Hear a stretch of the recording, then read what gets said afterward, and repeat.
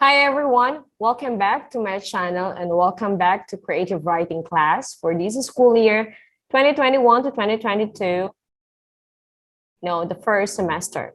So this time around, we're going to be going into our first week of our lesson here at creative writing.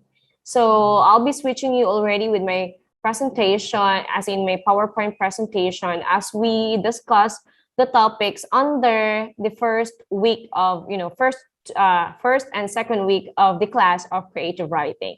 So let's start.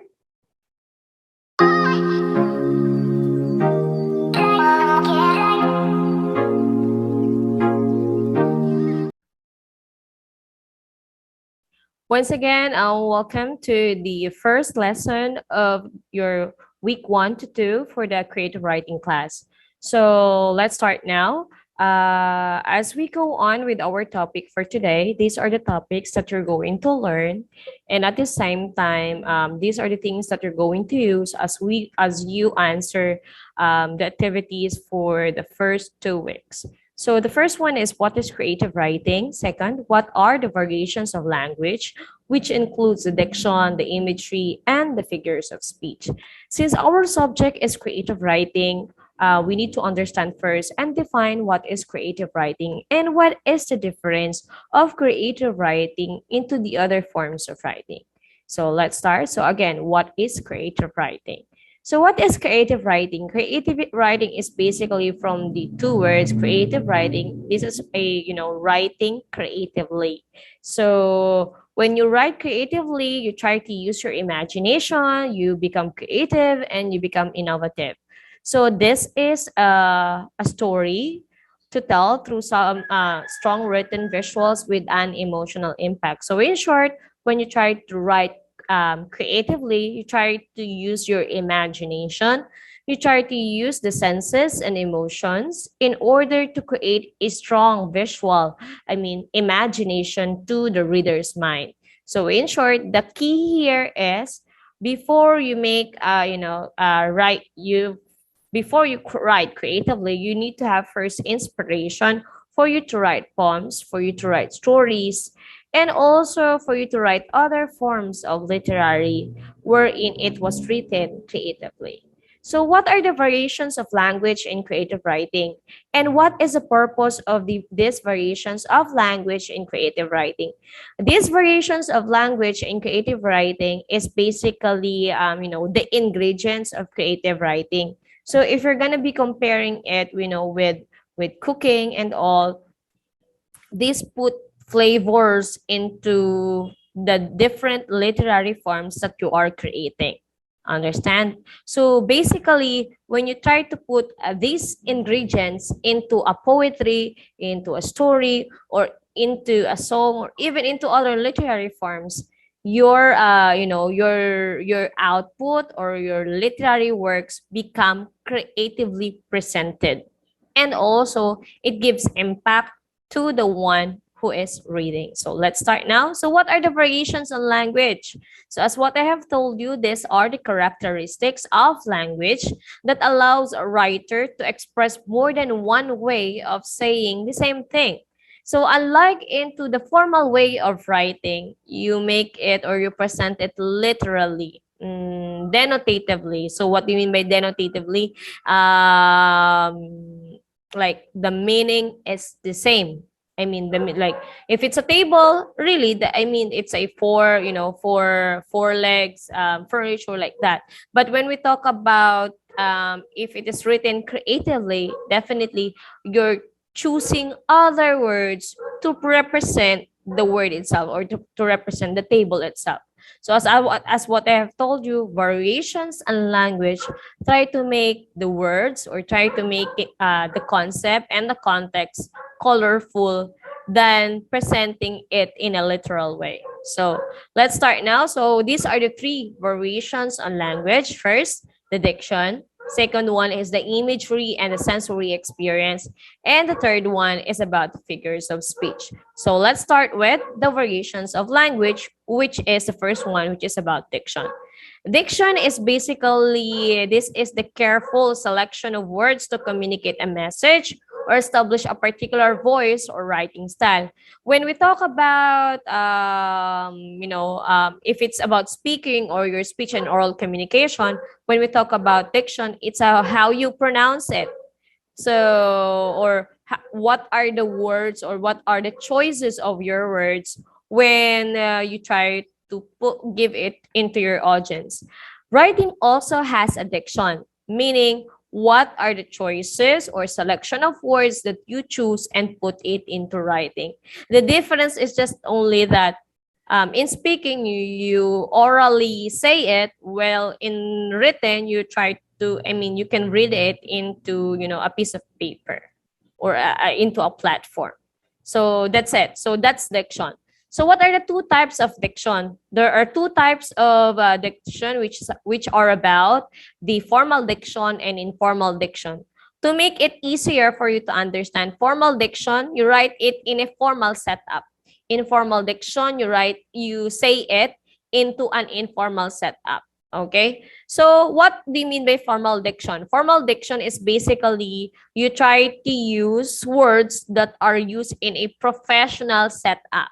So these are descriptive, precise words that are polite and proper, and then sentences are often longer. So you usually use formal diction in terms of your business writing, your formal essay, your research, so something like that. So you try to carefully choose the words because you try to put it in a formal reading. Okay, so that's formal diction. While informal diction, this is more of a conversational style because you try to use it in an informal setup. What do you mean by informal setup? Yung day-to-day conversation nyo lang. Understand? So, what are your day-to-day conversation? Yung walang limits, walang rules. So, this is conversational. Friendly writing style often assumes that the reader already knows what you're talking about. So it's okay to use expression. It's okay to use shorter words. It's no more limits about the structure. You don't care about if it is grammatically correct, like that. Because, again, as what I have told you, it is an informal setup. So informal use of words. So sentences may be incomplete or you ignore some finer points in grammar and usage.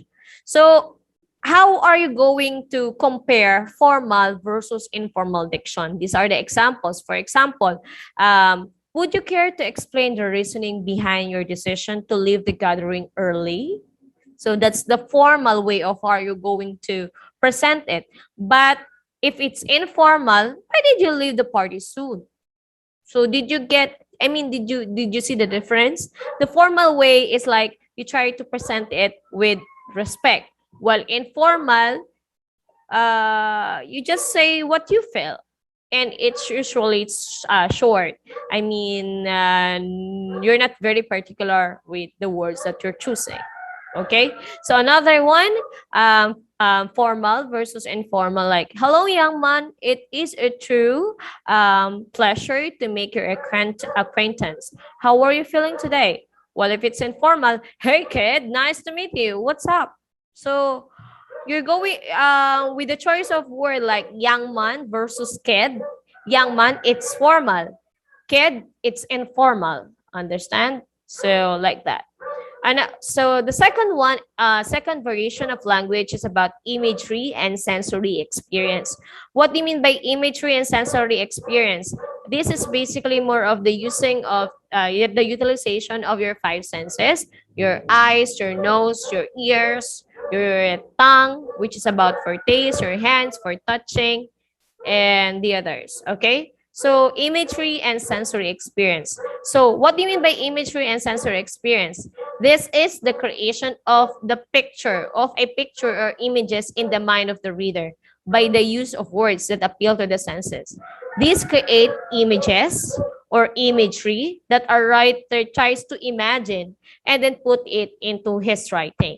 So this can be perceived through your eyes, your ears, your nose, your tongue, your hands, your skin, and other sensory organs. So basically, you're trying to imagine what your others would like to imagine into your paper. Understand? Okay. So we do have different types of imagery, and I know you're very familiar with this one because you have already understand this one way back when you were still in junior high school. I think particularly grade 10. So when we talk about types of imagery, these are particularly with the senses. So when we talk about visual, anything that appeals to your sense of sight. While for its auditory, anything that appeals to your hearing. Okay? So basically, when you put it into words, make sure that the words are into sight or the words are into hearing. And later on, I'll be giving you examples of it. So olfactory, if it's about smell, gustatory, if it's about taste, and tactile, if it talks about touch. Okay? So let's try to look into the examples of it. When we talk about visual imagery, of course, these are perceived by your eyes, so more of what you see.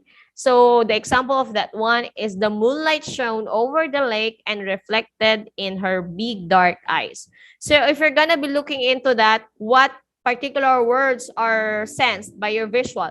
So moonlight shone over the lake. So if you close your eyes, you're looking into how can you imagine it when we talk about moonlight shone over the lake. So that's the visual imagery. Now let's look into the example of auditory. Auditory, the sense of hearing. So based on this example, what particular words that helps you imagine that it is into the auditory or hearing? She awoke to the chirping of birds and the soft whisper of a breeze as it passed through her window. So if you're gonna be looking into the words, into the auditory form, is about the chirping of the birds and the soft whisper of the breeze. Of course, you cannot imagine that through your eyes, but you can imagine that through your ears. Okay? So next one is olfactory. Olfactory is about the and smell. So if it's olfactory about smell, so you know for a fact that it's about the amoy in Tagalog. So amoy, mabaho ba to, mabango ba to, and how can you imagine or the bango or amoy of that into a certain object. So the example of this one is the sweet aroma of the freshly baked cookies wafted from the kitchen to the living room. So how can we imagine the smell of it?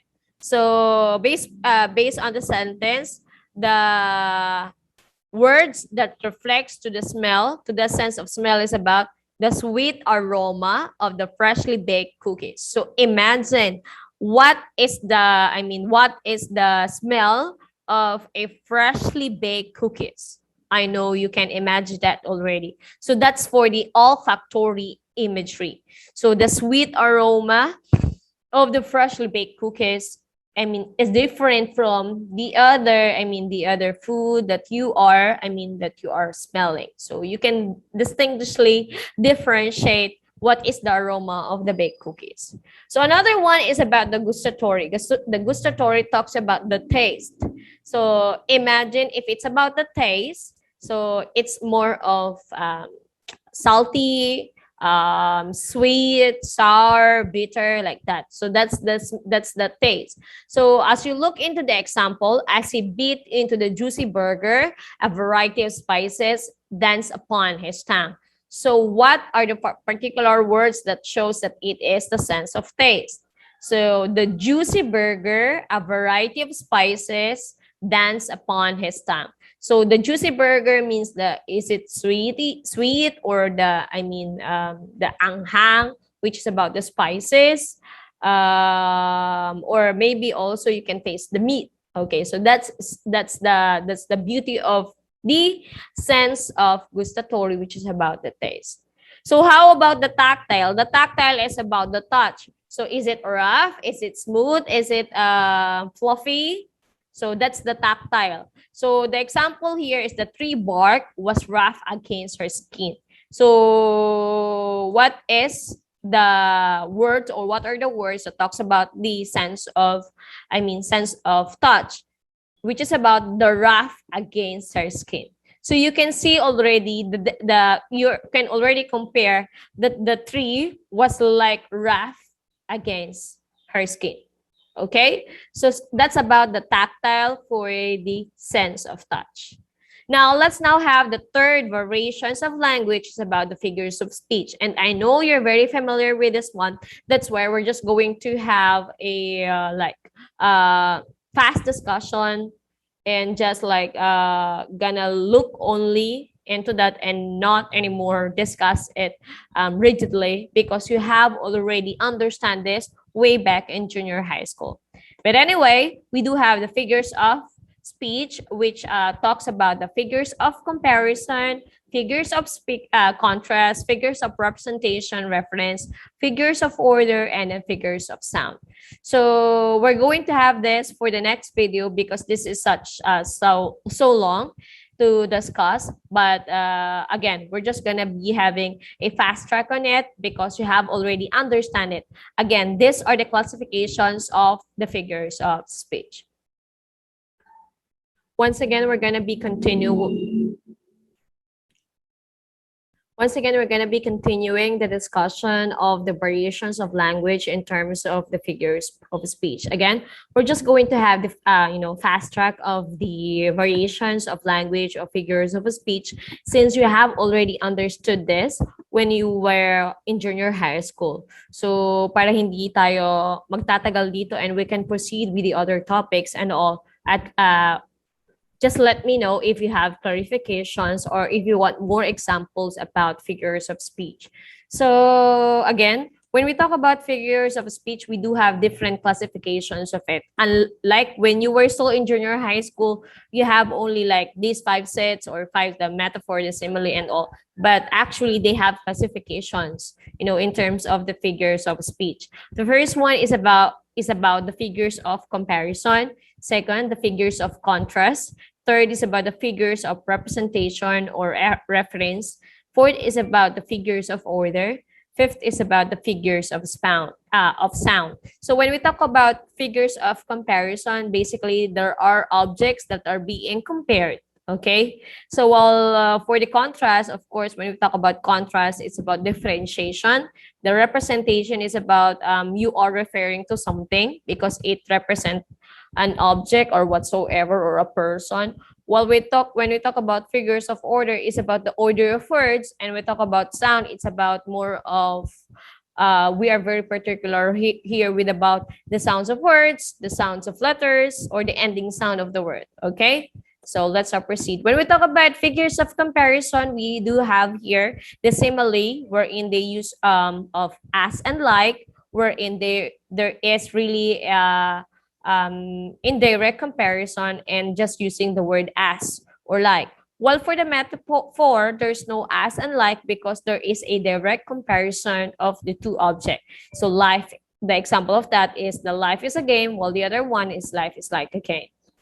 So oxymoron, when we talk about contrast, this is more of, as what I have told you, this is more of differentiating one thing to another thing. So the examples under figures of contrast are the following, which is about the oxymoron, the paradox, and the irony. When we talk about oxymoron, this is about placing side by side of two contrasting words. Okay? So, two contrasting words. And what are those two contrasting words? Yung blind at saka yung dark. So, as you see, ang blinding I mean, hindi sila nakakakita. Pero, bakit ganon? Ma'am, bakit po ganon? Kasi blinding darkness. Ibig sabihin, nakakabulag na kadiliman. If you're gonna be translating it in Tagalog. So, if bulag ka, bakit parang may nakikita kang dilim? So, that's the thing.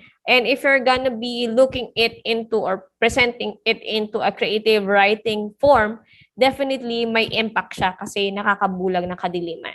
Another one is about paradox. Paradox this is about self-contradictory statements which can be proven to be true. So the more you hate, the more you love. That's the example. Ma'am, ano po yung self-contradictory statement dyan? Yung hate at saka yung love. So bakit ganun? The more you hate daw, the more you love. And it is being proven already with the different stories of love, and also with the different stories of life.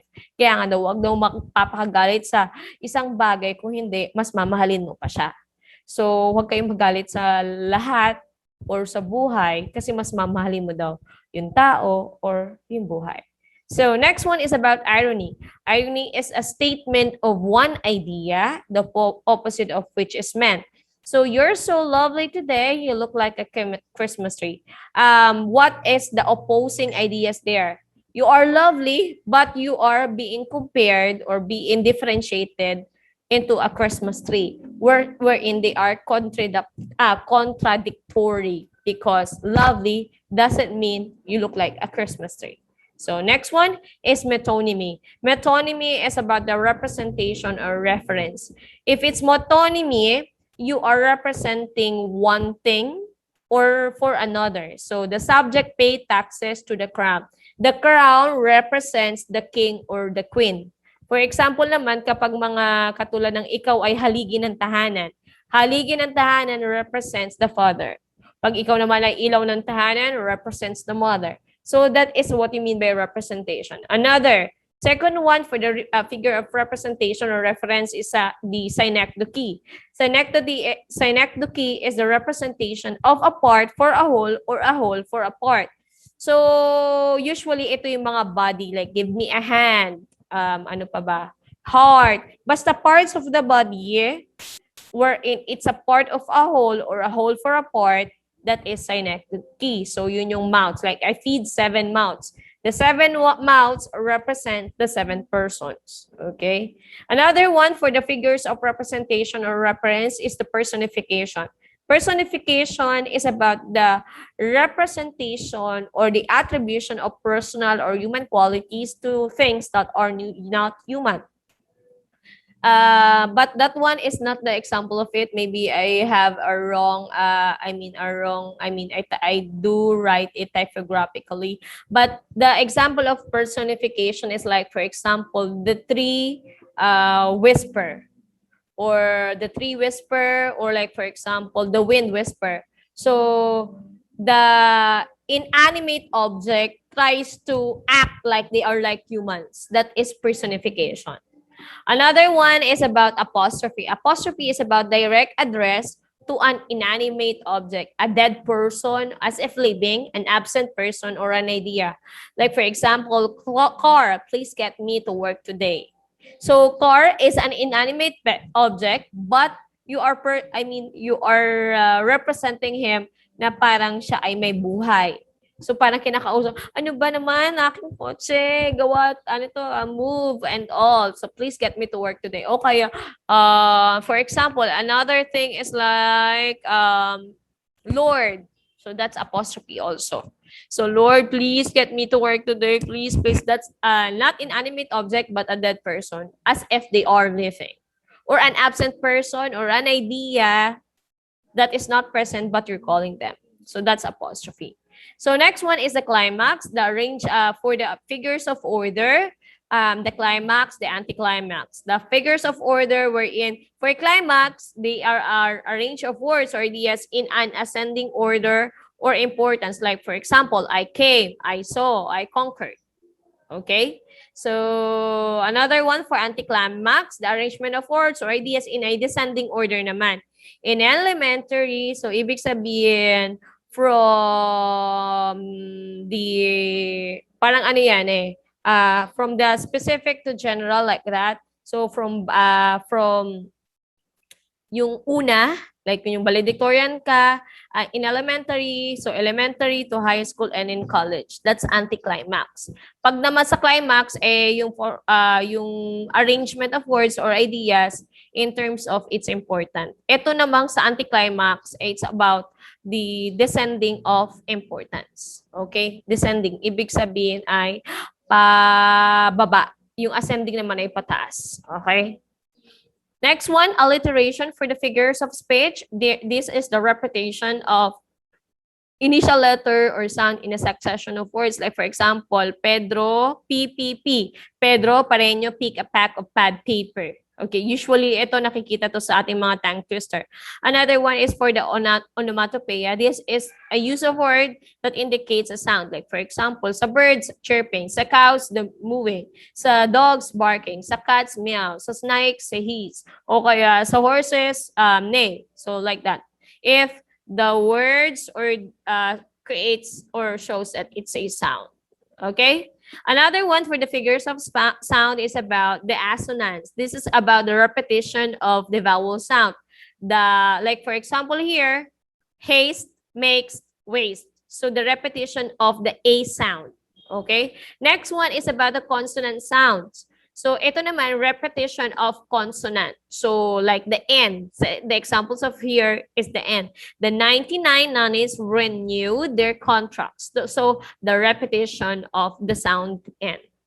Okay? Other figures of speech that we have here is the hyperbole. And it's not classified into other because that's another addition. And I know you're very familiar with this one, which is about hyperbole. Hyperbole is about the exaggeration or overstatement for a literary effect.